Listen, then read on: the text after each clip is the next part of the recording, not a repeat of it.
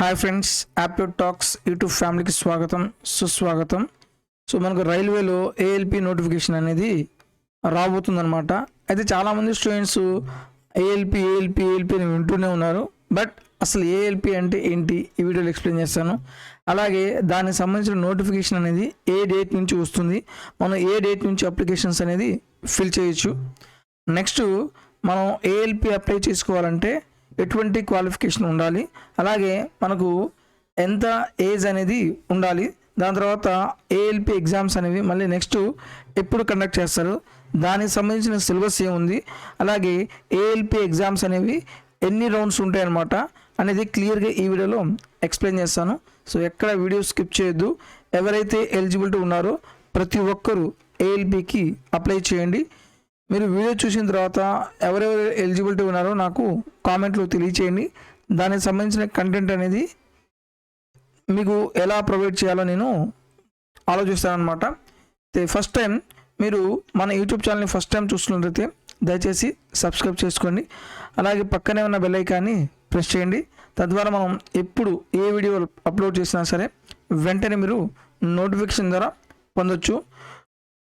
అయితే మనకు 2024లో ALP notification release అయింది. తర్వాత ఇప్పుడు 2025లో ఏఎల్పి నోటిఫికేషన్ రిలీజ్ అవుతుంది.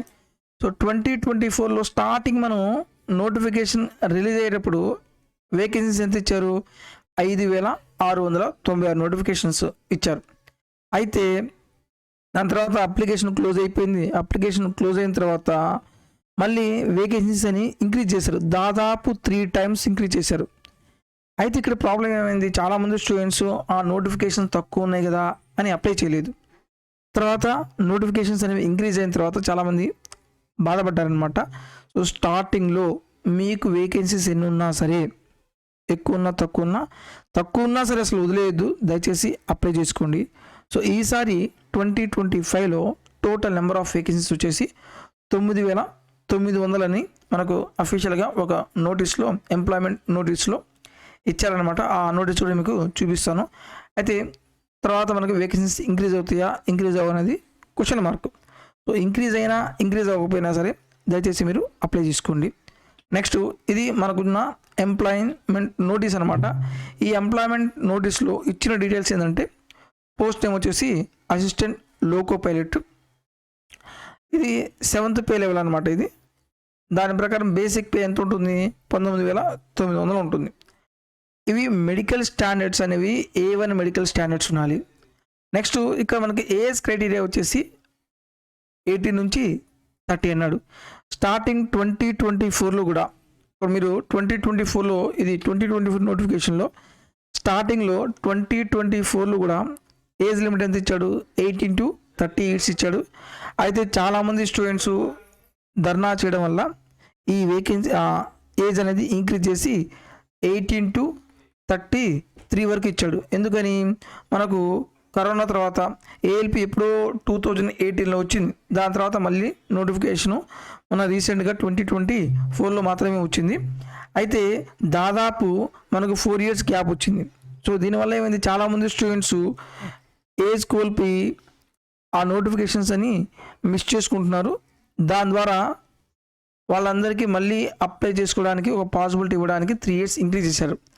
అయితే ఈసారి మళ్ళీ ఇక్కడ చూడండి, మీరు ఎంప్లాయ్మెంట్ నోటీస్లో ఏజ్ ఏమన్నాడు? 18 to only 30 years ఇచ్చాడు. సో ఈసారి కూడా ఏజ్ అనేది ఇంక్రీజ్ చేస్తే బాగుంటుందా, లేదు ఇలాగే కంటిన్యూ చేస్తే బాగుంటుందా అని మీరు కామెంట్లో తెలియచేయండి మీ పాయింట్ ఆఫ్ వ్యూ. అయితే నా పాయింట్ ఆఫ్ వ్యూ ఏంటి అంటే, ఇంతకుముందు 18 to 33 ఇచ్చారు జనరల్ క్యాండిడేట్స్కి. చూడండి, మనకి ఎవ్రీ నోటిఫికేషన్ వస్తే ప్రాబ్లం లేదు. సో 5 years తర్వాత నోటిఫికేషన్ వచ్చింది, మనకు ఓన్లీ 3 years రిలాక్సేషన్ ఇచ్చారు. సో ఈసారి అట్లీస్ట్ 18 to, మన ఎవ్రీ ఇయర్ నోటిఫికేషన్ వస్తుంది కాబట్టి ఏం చేయాలంటే ఒక్కొక్క ఇయర్ తగ్గించుకుంటున్నాండి. సో 18 to 32, నెక్స్ట్ 18 to 31 ఇలా ఇస్తే ఏమవుతుందంటే నెక్స్ట్ లాస్ట్ బోర్డర్లో ఎవరైతే ఉన్నారో వాళ్ళు కూడా కొంచెం ఛాన్స్ వస్తుంది. చూడండి, స్టార్టింగ్లో ప్రిపేర్ అయ్యే వాళ్ళకి పెద్ద పెయిన్ అనిపించకపోవచ్చు, బట్ ఇంకా ఇదే లాస్ట్ ఛాన్సు. ఇది మిస్ అయితే మన లైఫ్ ఏమవుతుందో తెలియని వాళ్ళకి మాత్రం ఇది ఒక గోల్డెన్ ఆపర్చునిటీ అనమాట. ఎందుకంటే పాపం వాళ్ళు చాలా సంవత్సరాల నుంచి ప్రిపేర్ అవుతారు. ఏదో ఒక చిన్న 1 మార్క్ 2 మార్క్స్ తేడాతోటి జాబ్ అనేది మిస్ అవుతుంది.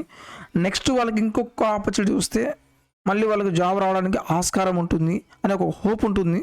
సో దానికోసం ఏంటంటే కొంచెం ఏజ్ రిలాక్సేషన్ అనేది మళ్ళీ కొంచెం ఇంక్రీజ్ చేస్తే బాగుంటుంది. So me point of view కూడా నాకు కామెంట్లో తెలియచేయండి. అలాగే టోటల్ నెంబర్ ఆఫ్ వేకెన్సీస్ అని ఎంత ఇచ్చాడు, 9,900 ఇచ్చాడు. నెక్స్ట్ ఇవి ఇంక్రీజ్ అవుతాయా అవ్వా అనేది మనకి ఎవరికి తెలియదు.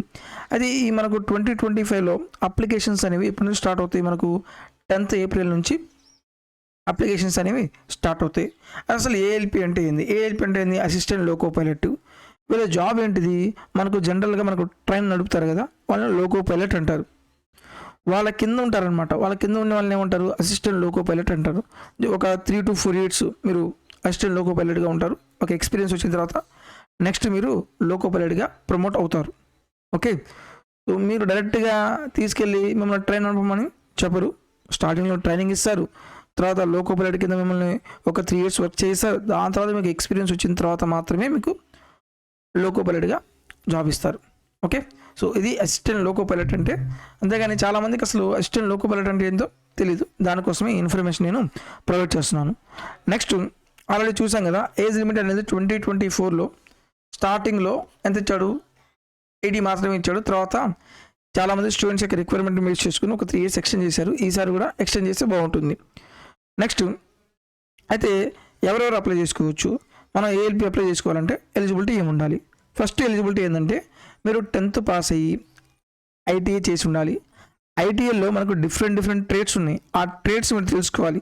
ఇక్కడ చూడండి ఏమి ఇచ్చాడు, the trades of fitter, electrician, instrumental mechanics, millwright, maintenance mechanic radio and TV, electronics mechanic, machine motor vehicles, wireman, tractor mechanic, armature and coil winder, mechanic diesel, heat engine, turner, mechanics refrigeration and air condition mechanic. ఇవన్నీ trades అనమాట. ఈ ట్రేడ్స్లో కానీ మీరు ITI చేసి ఉంటే మీరు apply చేసుకోవచ్చు.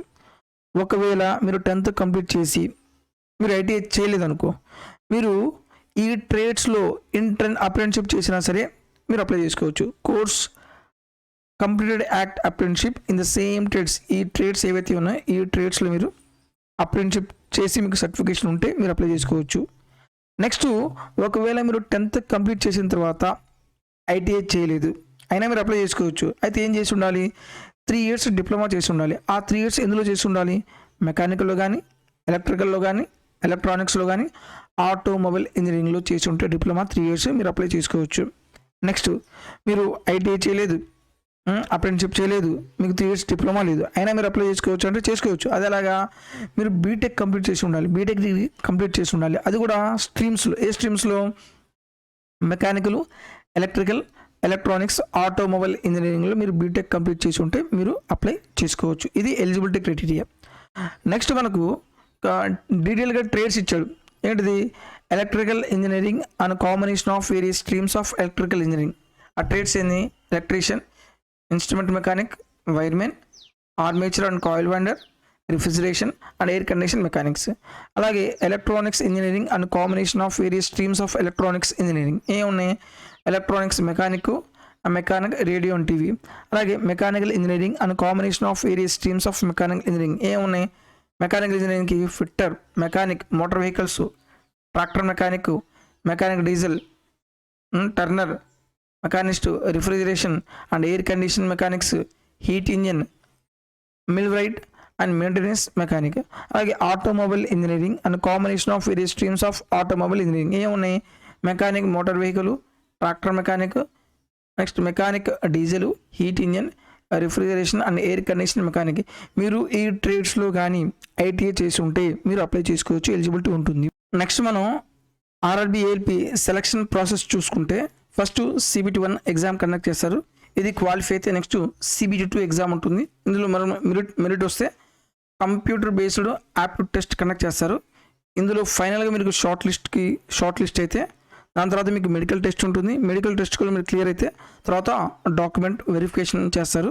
దీని ద్వారా మీకు జాబ్ అనేది ఇవ్వడం జరుగుతుంది.